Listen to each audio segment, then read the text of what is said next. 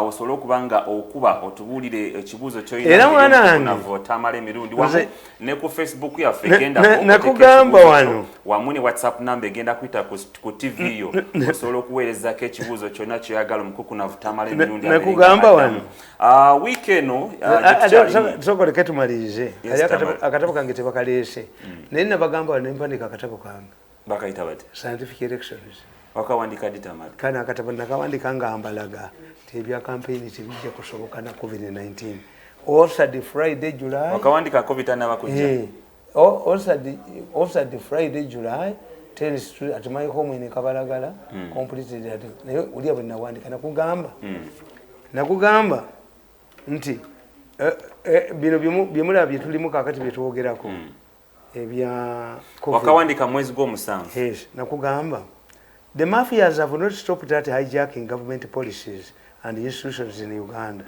They also came up with other ways of getting money. I've always pointed out that the mafia turn good government policies to their advantage, and the fight against coronavirus has not been spared. A presidential directive to trucker drivers was clear when Museveni rejected calls to stop trucker drivers from entering Uganda because he reasoned that it would be suicidal since trucks ferry goods into the country and Uganda depends on imports. Number two, the president provided a solution to the trucker drivers issue when he directed that mandatory testing should be conducted on borders. He said samples would be extracted, drivers allowed to proceed and find results later. Museveni added that to avoid the interaction with the prostitutes, trucker drivers should be restricted to designated areas. The mafia, in their usual practice of deception, did not take drivers to those places as directed by the president. Instead, the mafia turned to institutions. Okitegeera. So n'ekintu ky'aba truck drivers kyalimba mafia. Kyagaana. Yabagamba nti yabaga nti tebayinza butajja bajje. N'agamba naye bakebererwewo omusaayi bavuge. Tujja batwakinga ne Bond Revenue Monitoring Team. Omusaayi ne bagulekawo. Museveni n'abagamba nti tukizudde ewaffe wano tetubulina bujjira n'abaki. But trucker drivers bano bateekebwa mu designated area bakuumibwe baagaana. Why? Waliwo abali bakifunamu. Baali baagala ba trucker drivers basiiga abalala bangi ne bajja beefuula abasajja mu ngeri gy'oyogeramu olaba nga endaba yo ya COVID-19 mu Uganda nga ndala nnyo tebakikola ne bakugamba tulese bad black tumuwadde sente. No, bad black did not solve the problem of trucker drivers. The issue of trucker drivers was to get gazetted areas, and the president suggested that they should even travel with their meals. But they interacting in a society. Banonga chebagala by interacting in a society. Why? The more COVID-19 patients they got, ngababa teka muchi. Mu isolation center jibata ine chebabawa. Kakati boba atunuliramu ti obungi bw'abantu abakwatiddwa coronavirus kasoba twala mu isolation centers you get money.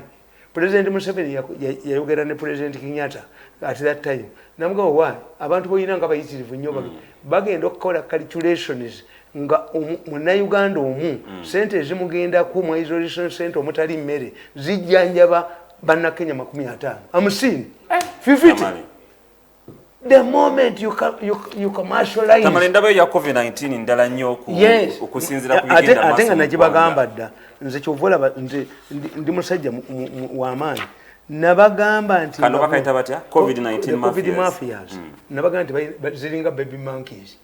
Baby monkey bw'eraba ekibira nga kikutta omuliro esanyuka nnyo fulemu zituuka ddi wano so nga ekibira kikutta omuliro nezibalaga nti laba ekimento zizina zinenkadde zeekutte ku ttama ziga nti ekibira kikutta omuliro. Kakati bano ababbi abali mu health abaddiranga woteeri zaabwe ne baziteekamu aba nabagamba wano mutunuulire ndi covid ajja kubatta nabagamba nti mmwe nabaga nti mmwe obubbi bwammwe temusobola kubeerawo.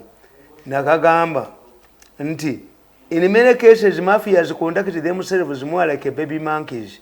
Mafias look at challenges to the country in terms of monetary benefits and forget the dangers that may arise from calamities.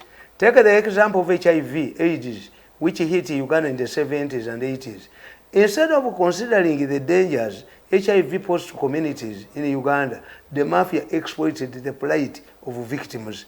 Many bogus organizations purporting to be helping victims were set up. But the funds ended up in the pockets basoka kuba HIV. Electoral Commission. AIDS Commission. Okwale na ba uyo na agenda. Ngati wali chebakozeewo. Tamale kali tugenda tambula tutya. Ulire enzige. Wasente nyingi ulire enzige. Mulimu engambe. Ulire enzige. Omubya yasami. Ulire enzige. In the recent invasion of locusts in East Africa, and despite the destruction and threat the locusts posed to the countries, the mafia looked at the invasion as an opportunity to steal money. Unlike mafia groups operating in other countries, the Ugandan mafias has several unique features that include the following. Mafias have a strong foothold in the Ministry of Education. I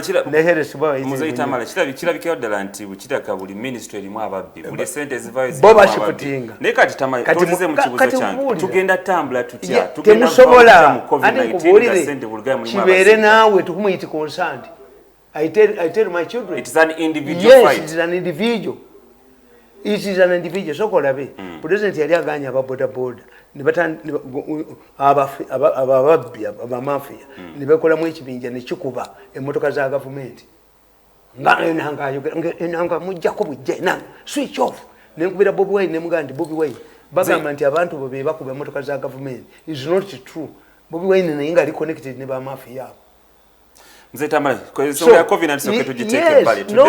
What you do mwe mutegere nti akauka wekali.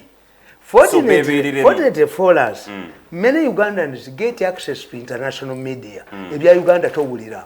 Gwegenda ku international media ojeko ebintu otegere kakwata katya nkavoidinga ntya.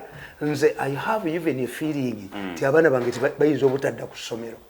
Ngabashite baddayo era ukulu Kinyata yakitunulidde naga nti tufune dediya kubanga olunabo bateekayo kankubuuze abasajja abo nga bwe mbamanyi n'obubbi bwabwe nga be bafunye 2 million kits testing era nga Ministry of Education bamaze ogiyingiramu nga bulijjo yegenda okulagira bagenda kuga nti gwegenda mu ddwaliro lyegindi genda mu kiriniki yegindi nga gaabwe olowooza nti banatestinga abantu mugenda na kukisanga nga amasomero agamu kati bagamba amasomero galina okubeera ne certificate of reopening ge mwagala obuga naye basajja mmwe abaana baddayo ku masomero mbu bagawa lisiiti egaggula mu kugaggala mwagawa lisiiti which receipt should somebody follow olongo otegeera oli munaffe omulenzi mwali ye yawasa gavumenti yagiwasa yo department zonna yaziwasa Tamale n'okuzzayo abaana ku masomero mulimu abagendo kifunira yes ali kankubuulira naye kati enseera akawamuzitamaleyo nkugambye nti bannayo ate oba oli aleeta kalantini kabasa abadde alangirira kalantini ne babba n'ente z'abannaabwe ne basibasa ekikubo kuba ente zigwebbeeyo oli atwala nnyama bweru amata n'agawamba ennyanja ne bagiwamba lwampoota kakati nze nkugamba nti as a Ugandan an educated man get access to international media institutions, learn how COVID can be how it affects and how it can be kakati gwewekolera ebibyewaka so bamanye engeri gye bamufunamu bamanye engeri gye bayinza omwewalamu nze abaana bange ne bagamba badokita ti tugule gundi lwaki temugula gundi ovuleezo zigula $2 n'ebikozesebwa tebabireeta sente bazibba 5 billion baziwa woteri etasuzeemu bantu ne baddira abantu abali ku kisaawe kakati olowooza nti n'ekisaawe kyennyini sanitizers ne bazibbayo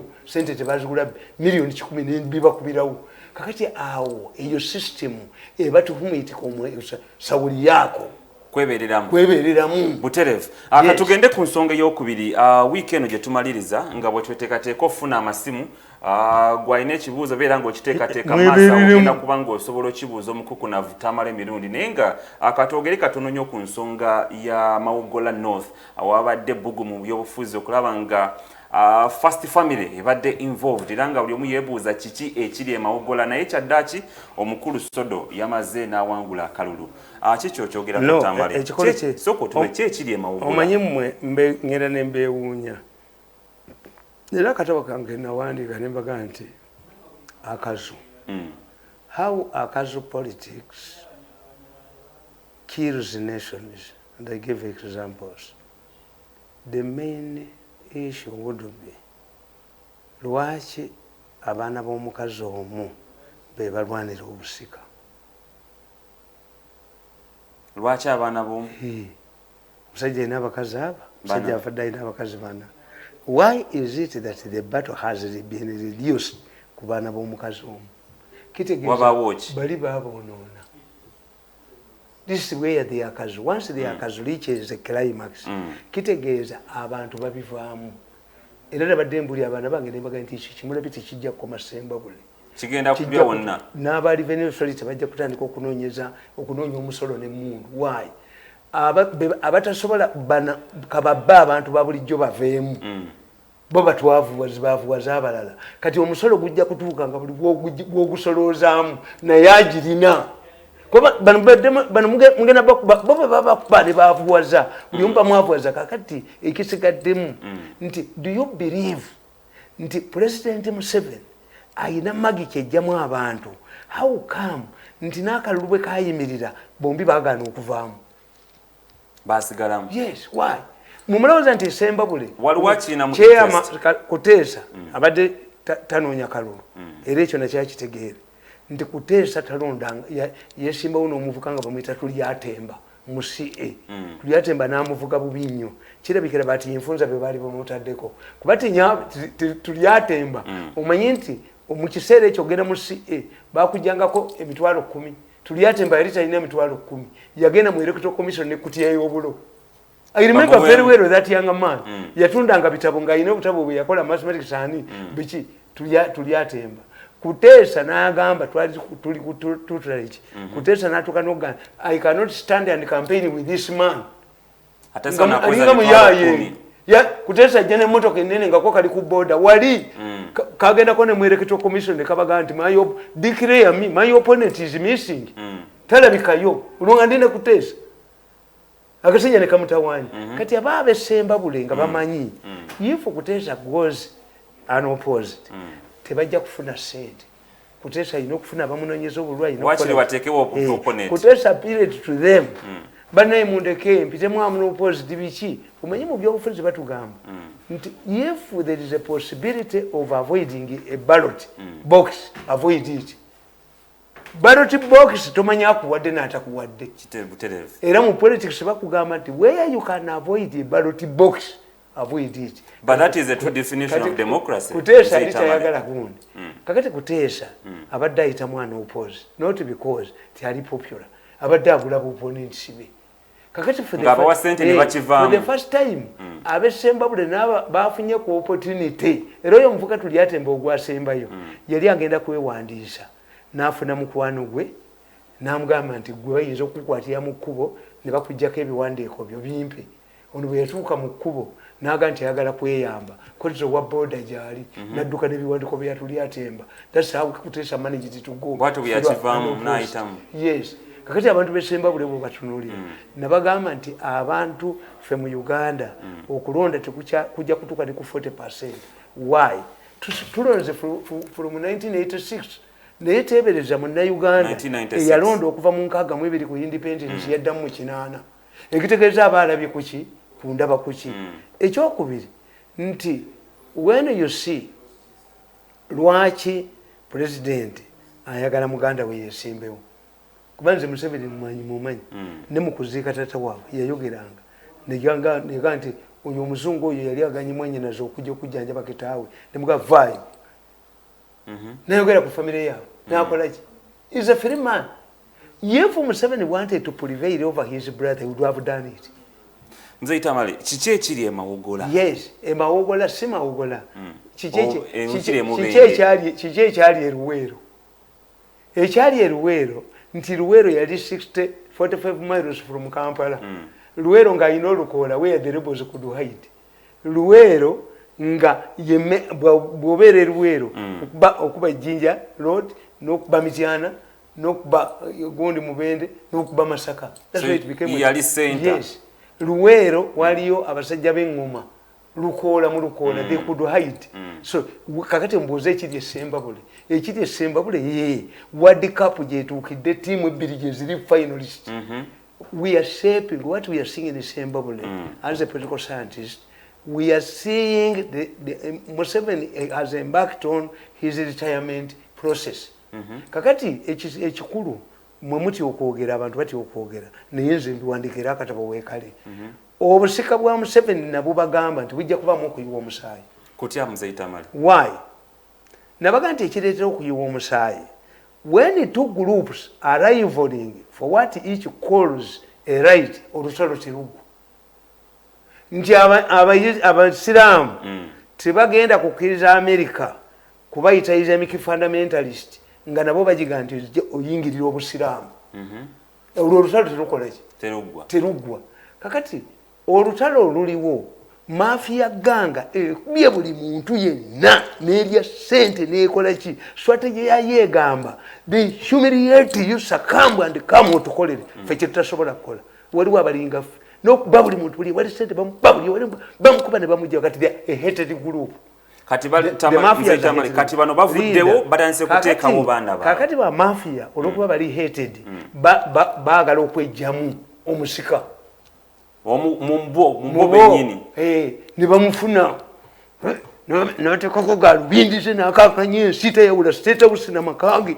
alinga bakodomi ba Saddam busika bw'oyogerako Tamale ne balowooza nti ye musika yagenda okwejja katunyage ssente mu bantu muzigyeewa Kuteesa yaleeta basi na baba kutonda n'abavuwaza musule mu paako nabo baavaamu takisoboka avaamu kakati Museveni naye nkubuulira Katonda naye amuyambye Museveni Katonda amuwadde visions amuwadde Bashir amuwadde Mugabe amuwadde Basadaamu abalabyeko amagye ga Uganda gatendekebwa nga mu 70s Iraq twali tugimanyi amuwadde Gaddafi bw'akoma okukola decision talyebuuza kakati ne Museveni naye tayinza kukkiriza gurupu y'abamafiya eno kumusikira kubanga agenda kikwasaganya atya kakati ati kankubuulire okujja kwa Sodo kututegeezezza nti there is a follow out between Museveni and Kuteesa is an open indicator Kuteesa n'avayo nti banzibye ate oli mukodomi we bennyini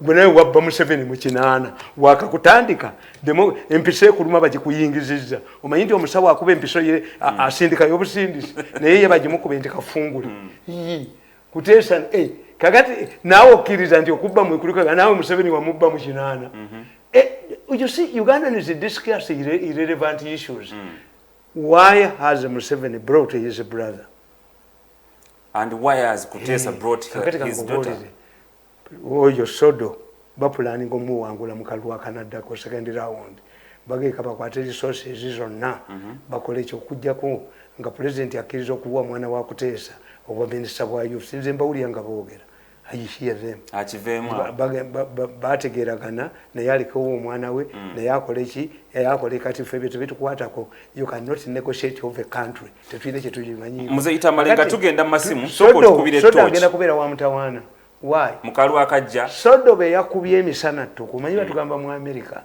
nti once the American president is defeated 6,000 jobs change in Washington overnight yesoso kubwa Sodo nankabirwa ali ku ttaka why nankabirwa abadde afiraafira Museveni ayinza obutasigaza mu kusanja ekidda movement caucus ne bagitwalako netuulako ne mu state house ne bagiragira ebyokwogera polisi ne bagiduseewo akadaga kaakati nankabirwa talina lwolo ono muganda we confusion yonna ebadde mu gavumenti Museveni abadde talinaawo muntu gwe batya nga n'omukozi yefuula n'abako ne beefuula ne buno buvuuka ne butujoga bufulanka tumwebaze bwandire bujoga abantu kaakati Museveni afunye a real listening point in parliament. Mzee Tamale nga tugenda masimu katono nnyo soko otukubire torch okusinzira ku buvuyo bwetubuze nga tulaba naddala mu primaries omukamyufu ka NRM tukubire torch mu dakiika ng'emu oba bbiri si kye tuba tusubira mu kalwa akaddako akabona 2021. No, you see, in some areas like Western Uganda, when you go through an election, primaries owangudde kubanga bo mu Western Uganda primaries ke kalulu ye final kiwedde. In Western Uganda is over.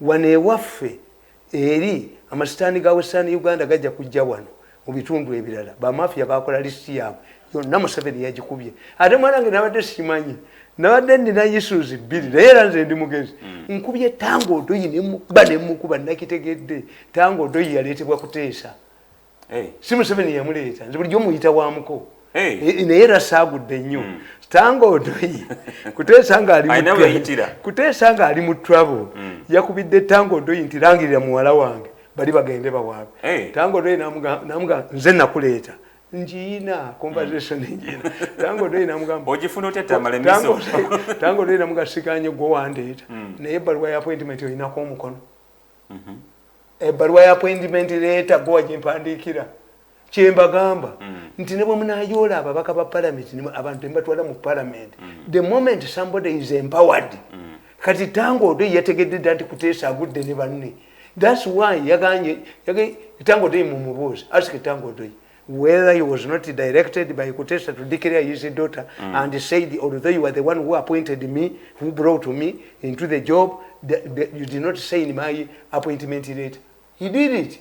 Kakati zekyemba buulira byonna byemuwulira nti basegirinya ne muwulira gundi ono katolu bwama nti mundeeke ndyeko biki muwati kyemutamanyi kyekyo. Have you ever seen a weak politician coming from Western Uganda or Northern? Mwali mbalabyeko. Hapana. Do you believe the Northerners and the Western Uganda tewaliyo drama actors? Of course. These people know the role of an MP. They know. Toyinza kutugamba nti lulina lyanzekka kakati mujje tuliye. Toyina development yonna. Who can listen to you? But in Buganda, yes, katwawonye ku federense enatereramu. Buganda has the weakest MPs.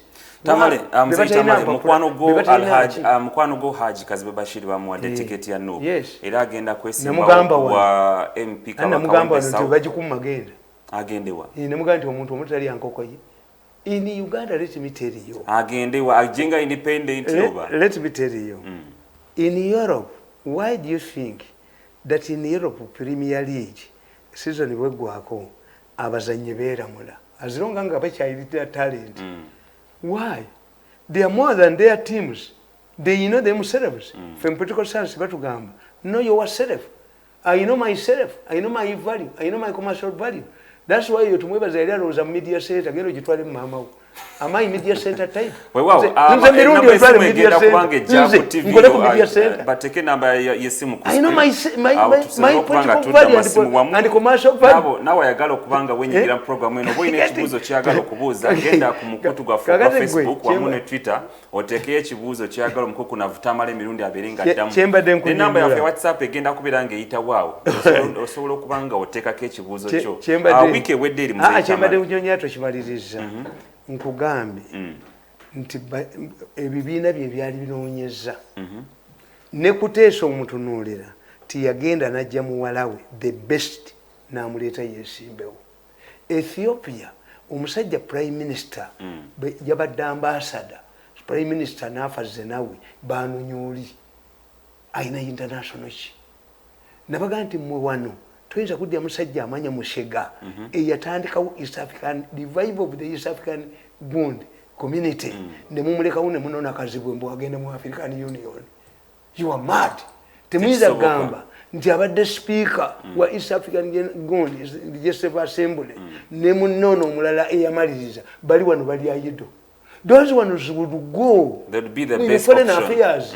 Singa kati bali mu coast mu international gundi diplomacy basoma international relations to use them in the future. Muti mukisobola nti abadde speaker na ziwa ziwa nantongo ziwa nti nese beka unzi nali spokesperson wa president for 14 years ng'ebbaluwa gyenkola ngiteekako brief your excellency the president ng'ontwalawa nti his excellency the president through minister of presidency ombadi kuba ndi advisor Buterevu katugende kukumulako mutukomawo kugenda kumauna amasimu ebyo ebyo ekibuuzo kyo program egenda mukumulako katukomewo Buterevu neyongera okwaniriza gwe yakatwegattako ku program Embuga wamu ne omukukunavu Tamale Mirundi ke kaseera katubenga tuddamu ebibuuzo byammwe bye musobodde okubanga muweereza waliwo ekibuuzo ekizze wano ku WhatsApp naawe yakatwegattako osobola okukiweereza ku WhatsApp namba egenda okujja ku TV yo wamu ne ku Facebook ate essimu yemu osobola okukubako osobola okubanga obuuza ekibuuzo kyo Tamale waliwo yabuuza wanene ekibuuzo n'agamba nti nga tuba twogera ku nsonga y'amasomero school teachers, most of them who had the Babadene meetings weekend, never school directors, abamu babagambye they lost their jobs and picked a few members, abanabagamba badde waka bajja bakubira mu January. Nabuuza kati bagenda kuzza. Anti kakati no you see ekyo si ekyo kyokka one. Most of these teachers in the private schools don't have appointment letters. Aba private. Tebabeera nazo. That's a fact. Appointment letters. Why? The moment you have an appointment letter, ojja kusasula National Security Fund, nabano bakongerereko ssente. To avoid ebintu ebyo n'okubawaabira mu kkooti. Kakati amasomero ga private, that's their problem. Nti two, tebayise basomesa bonna. Bayise abasomesa aba finalist. Ekitegeeza nti abasomesa nabo bennyini bayina okubeera tested. Ani anaabawa emitwalo 36. Is it government? Is it what? Who? Bagenda kuzibawula, bagenda kubakola ki? Kakati nina okutegeera